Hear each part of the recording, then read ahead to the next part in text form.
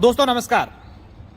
दोस्तों आज मेरे साथ एक ऐसी शख्सियत है जिनके बारे में मैं अगर आपको पूरी बात सुनाऊंगा तो आप भी सोचेंगे कि कोई भला इंसान इतना कुछ कैसे कर सकता है। अभी जो आपकी मोबाइल की स्क्रीन पर आपको एक शख्स नजर आ रहे हैं, इनका नाम कर्नाराम जी है। कर्नाराम जी राजस्थान के बाड़मेर जिले के हैं और पिछले कई सालों से गौ सेवा कर रहे हैं। गौ सेवा के साथ साथ इन्होंने जिंदगी भर जूते नहीं पहनने का भी प्रण लिया है। क्यों ऐसा किया है, कब से इनके दिमाग में गौ सेवा करने की बात आई और इतना बड़ा निर्णय लेने की इन्होंने क्यों सोची?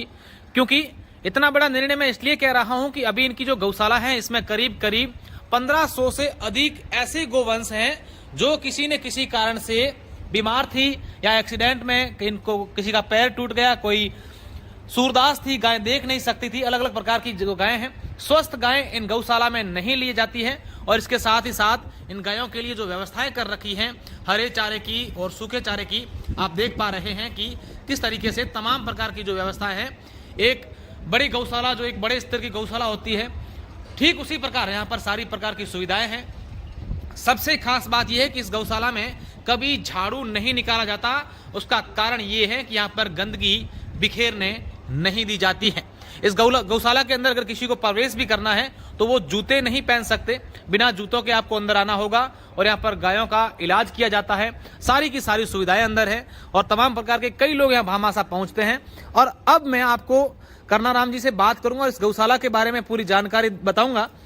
उससे आपको ये जरूर लगेगा कि वाकई में इससे बड़ा कोई पुण्य का काम नहीं होगा। कर्नाराम जी, सबसे पहले तो आप अपना परिचय दीजिए, आप कहाँ से हैं और उसके बाद मैं आगे की बात शुरू करूंगा। मेरा नाम कर्नाराम है, मेरा गांव पाटोदी है, प्रजापत हूँ। और मैं बालोतरा में 35 वर्ष पहले रहता था। अभी समर नंबर है, हाँ। पंचधाम के पीछे है। हाँ। मेरी पुरानी गौशाला है। हाँ। सबसे मैंने शुरुआत वहाँ से किया था। हाँ। गुरु महाराज मोहनपुरी जी और ओंकार पाती के संध्या से उन्होंने शुरुआत किया था। 2010 में किया था। 2010 में शुरू किया था जी। अच्छा, हम आपके बारे में एक चीज सुना था कि आपने ये गौ सेवा का प्रण कब लिया, जूते छोड़ने का प्रण लिया। ऐसा क्या हुआ था, कब ऐसे आपके दिमाग में और ऐसा आपने शुरू किया था? क्या हुआ था आपके साथ? कारण ये हुआ कि मेरे को समाधि दिमाग मेरा व्यवस्थित खराब हो गया था और मेरे 2 बच्चे तो उन्होंने समाधि खत्म हो गए। उनके बाद में मेरा एक ही जीवन रहा, लक्ष्य राग में गौ माता की सेवा करूंगा। और वही ऐसी कि गौ माता लंगड़ी सूरदास ऐसी गौ माता की सेवा। जब मेरे को 21 साल हो गया, ये संकल्प लिए हो गया और उसमें कहा था कि 21 साल पहले शुरू किया था। आज जीवन भर में मतलब जीवन गौ माता की नंगे पैर से सेवा करूँ। 21 सालों से आपने ना तो जूते पहने हैं, बिल्कुल गौ सेवा में लगे हुए। अच्छा, कितने यहाँ गोवंश हैं? यहाँ लगभग 1550 गौ माता है, जिसमें 568 गौ माता सूरदास है। अच्छा, 568 गौ माता सूरदास देख नहीं सकती है। तो फिर आप उनका यहाँ पर रखते हैं, खाना उनका जो चारा वगैरह सब कुछ आप ही करते हैं? सभी करते हैं। ठाण में सब सारे पानी एक ही नाली में निकलता है। देखिए कर्नाराम जी, सेवा तो सब कोई घर कोई करना चाहता है, लेकिन सेवा करने के लिए धन की जरूरत होती है, पैसों की जरूरत होती है। ये सब आप कैसे मैनेज कर पाते हैं? सब मेरे दानदाता भक्तों की कृपा है। यहाँ पे लोग आते पैसे, हम 1 रुपया भी हम कभी लेने के नहीं गए हमें। सब मेरे भक्त यहाँ आके देते हैं। हाँ। मैं आज भी तो लेने के नहीं गया। लगभग महीने का 2-2.5 करोड़ का खर्चा है। मतलब साल का 3 करोड़ का हो जाएगा। अभी मैंने ऐसा नहीं देखा, लेकिन मेरी गौ माता बढ़ती रहती है, तो कम तो होती नहीं है। लेकिन मैंने कभी ऐसे सोच भी नहीं अभी मेरे गौ माता के पैसे की कमी आएगी। मेरा आदमी सोचते लेने गया, आते मेरे भक्त आते और पहुँचाते हैं। वाकई में आप काम भी बहुत ही सराहनीय कर रहे हैं।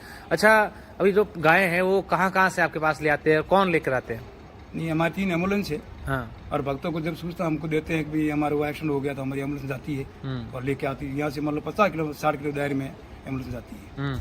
यहाँ बायतू, कल्याणपुर, यहाँ मतलब 50 किलो दायरे 60 किलो हाईवे पर, सड़क पर, कहीं पर भी वो दुर्घटना होती है तो भक्त लोग सूचना देते हैं, हमारी एम्बुलेंस पहुँचती है। जहाँ मान लो हमारी एम्बुलेंस फ्री नहीं है तो अपनी वाहन से भी लेके आते हैं। तो हमारे लिए गौशाला खुला है। अच्छा, सरकार की ओर से भी अनुदान मिलता है गौशाला? सरकार से तो जो है नियम, जो स्वस्थ गौ माता वही हमारी गौशाला के लिए हकी है। जैसे साल का अनुदान नहीं होता है, 3 महीने का जो सरकार का है वो हमको मिलता है।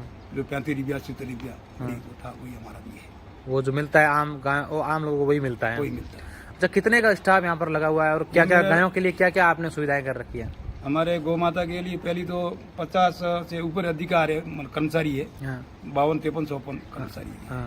ठीक है। दूसरी हमारे क्या मतलब लीला सारा वो भी कटिंग करके देना पड़ता है। और सूखा चारा भी है, वो भी साफ सुथरा देना पड़ता है, पानी वाल से खोलना पड़ता है, टाइम से काम सब होता है। ऐसे नहीं है कि मन जैसे पानी नहीं खोल सकते। भी जो हमारे ये जूते चप्पल अंदर बंद है, झाड़ू निकालना बंद है, कृपया गुटखा थूकना, पिक थूकना सख्त मना है। तो सबसे खास बात जो है मैं आपसे पूछना चाहूँगा, ये गौशाला कहाँ है और उसका नाम क्या है गौशाला का? ये कलावा है, बालोतरा से 15 किलो दूरी है, कलावा गांव है, उसके पास में माँ खेड़ से ठेठ पहले, खेड़ से पहले। हाँ। और तिलवाड़ा किलोमीटर से तिलवाड़ा मेला है, उसके 1 किलोमीटर खेड़ तरफ जाएगी, जब डानी आ जाएगी। हाँ। आईनाथ गौशाला कलावा, आईनाथ गौशाला कलावा। माँ आईनाथ कलावा। अच्छा, जो गो भक्त हैं, गो सेवा करना चाहते हैं, उनको आप क्या कहना चाहेंगे आपकी गौशाला? यही है कि जैसे गौ माता की मेरी इच्छा है कि गौ माता जितनी भी ज्यादा सेवा हुए और आप लोगों को सहयोग सही बस प्रेम। निश्चित रूप से आप देखिए कर्नाराम जी का साफ तौर पर कहना है कि मैं हमारे यहाँ जो गौशाला चल रही है इसमें करीब सालाना 2.5 से 3 करोड़ रुपए का खर्च आता है, और होगा भी क्यों नहीं, का आप समझिए कि करीब 2000 यहाँ पर गोवंश हैं और उनकी इलाज होता है। सिर्फ गायों को यहाँ पर चारा खिलाना, पानी पिलाना, गुड़ खिलाना ये नहीं, बल्कि गायों का इलाज होता है, और बहुत ही अच्छे तरीके से आप देखिए अंदर की बहुत ही शानदार यहाँ इन्होंने पूरी की पूरी व्यवस्था कर रखी है।